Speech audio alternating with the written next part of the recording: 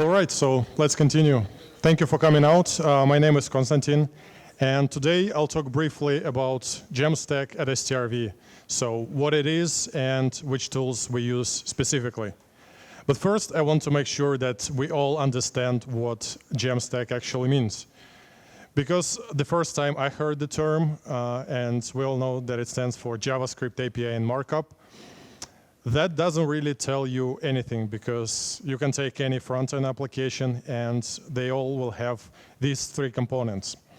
So instead, I like to use term statically built application, which I believe is more precise.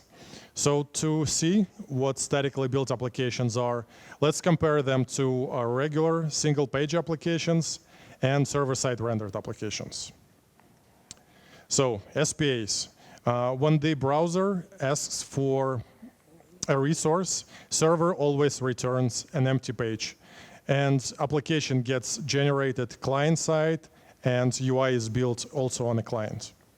So with this approach, we get applications that are easy to build and easy to host, because as the output, we always have simple static files, and we can put them on any CDN. The downside of this approach is the blank page issue, because not only your user will see the blank page when they ask for resource first, but also the crawlers and bots that trying to index your website. So for this reason, it is really difficult to optimize single-page application for search engines and for social media. Then we have server-side rendered applications. With SSRs, when we request a page from a server, it gets generated dynamically on the server at request time and is served to the client. So this approach is much nicer because user immediately gets meaningful content, not just the blank page. And since the page is generated on the server, it's a lot easier to optimize it for SEO and SMO. And the downside of this approach, of course, is that it's much harder to build, because now we need to worry about our application being executed both on the client and on the server. And of course, we have the server itself, which means that we can no longer use just a CDN, but we need a full-blown Node.js server to host our application, which drastically limits our options. And then we have statically built applications, where when the browser asks for a resource, the web server is going to take a page that's been precompiled during the build time. So unlike SSRs, when our pages are generated at runtime, with statically built applications, all possible resources that the browser can request get generated at build time. So at the deployment, when we request the page is already there. And of course, the benefit of this approach is that we get a lot faster applications because, again, it's just static files. They're easy to host, so we can go back to CDNs. There's no need for the server. And since all the stuff is pre-generated on the server, we have our SEO and SMO friendliness. But of course, this approach is not a silver bullet. And the main drawback of it is that it has limited applicability. Because if we have a lot of data or data that changes very frequently, then pre-building everything every time your data changes just simply doesn't make sense. Still, statically built applications have a lot of good use cases. We can use them for blogs and documentation. We can use them for landing pages and product pages, and even for e-commerce solutions if the number of products is relatively small and they don't change that frequently. In fact, this is the main requirements for choosing statically built application. That the content that we have is static or mostly static, so it doesn't change often. And of course, if we are looking to improve our SEO and SMO. Okay, so that was GEM applications or statically built applications in general. Now let's talk about tools we use here at STRV. Some of you probably know that we are a little biased towards React, so it shouldn't be surprised that here we use Gatsby. So if you've read State of JavaScript Development Survey for 2019, Gatsby was chosen as the third most popular repository on GitHub. And it came second only after Create React App. So it should tell you how popular and well-maintained this project is. But of course, we love it not just because of React, but mostly because it's very, very performant. Gatsby is designed in such a way that it makes a lot easier to create applications that are fast and have great performance out of the box. So even without any optimization on your part, Gatsby applications score very highly on a Lighthouse report.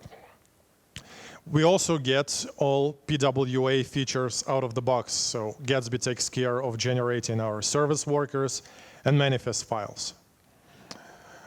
One thing that makes Gatsby so performant is the way it deals with images.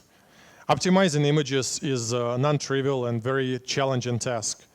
And Gatsby image basically takes care of everything.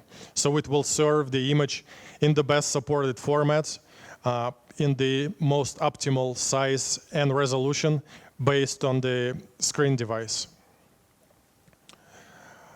Gatsby also uses plugin-based architecture, which means that we can build large, full-blown applications by simply combining different plugins for the functionality that we need. Here I have an example of how you would include sitemap generation. And as you can see, it's as simple as dropping in a plugin and then just specifying your root domain. And this is not just sitemaps. Think of any feature that you need, RSS, CSS and JS, TypeScript support. There's probably a plugin for everything that you will ever need. Also, Gatsby allows us to bootstrap new projects and ramp up development very fast by using starters and themes. So starter is like an empty project that is pre-configured with the most essential plugins. And theme, the name is a little bit misleading, but theme is a collection of plugins that serve common purpose that you can install as a single dependency. So for example, if you need blog functionality or e-commerce functionality, you can install all relevant plugins for this by installing just single dependency. When it comes to deploying applications, our platform of choice is Netlify. There are a lot of good things to be said about it, but I'll mention just a few of them. Netlify really embraces the ideology of zero configuration deployment, which means most of the time, in order to push your code to a live server, all you need to do is to just git push your code into a repo. And if you don't use any version control system integrations, deployment is still as easy as running a single command. Since our statically built applications are just static assets and the cost of deploying them to a CDN is very low, Netlify allows us to deploy multiple versions of our application, for example, based on open PRs.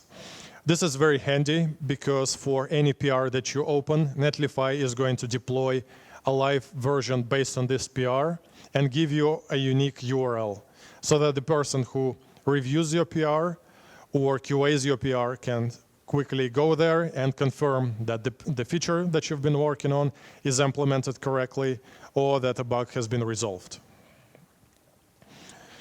When we work on statically built applications, we always rely on some sort of data on a content management system to provide the data for the pages that we generate.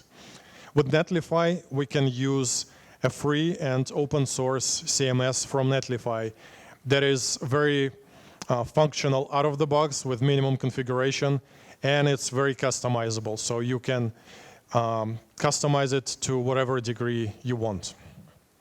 Now, these are just a few highlights from Gatsby and Netlify. There are a lot of more good parts, and there are, of course, some bad parts. But for this, you will have to catch me later and ask in person. So this is it. Thank you.